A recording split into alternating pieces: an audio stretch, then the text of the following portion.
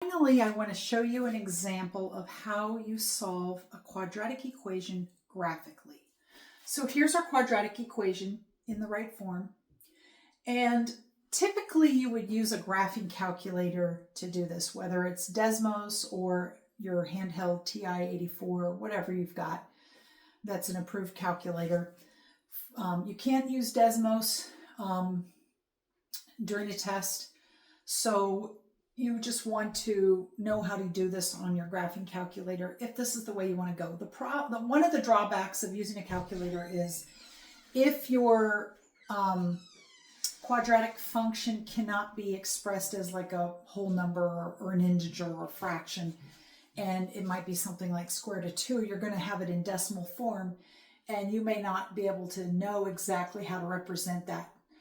When we have the quadratic formula, our answer is either in fraction form with maybe radicals in there.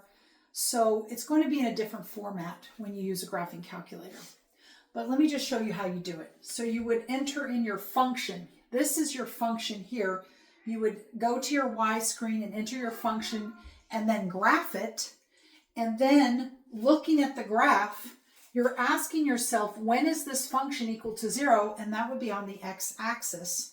So here we have two intersection points for this particular function. In other words, the discriminant is greater than 0 if you were to use the quadratic formula.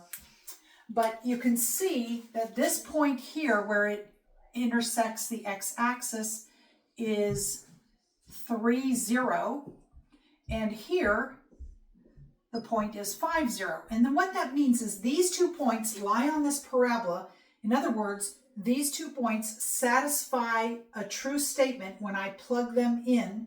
So y would be 0 and x would be 3.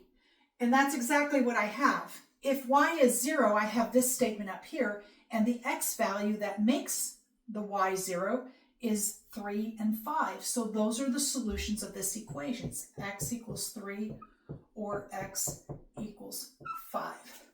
So when you're solving a quadratic equation, you're looking for zeros, and those are just the x values for the x-intercepts.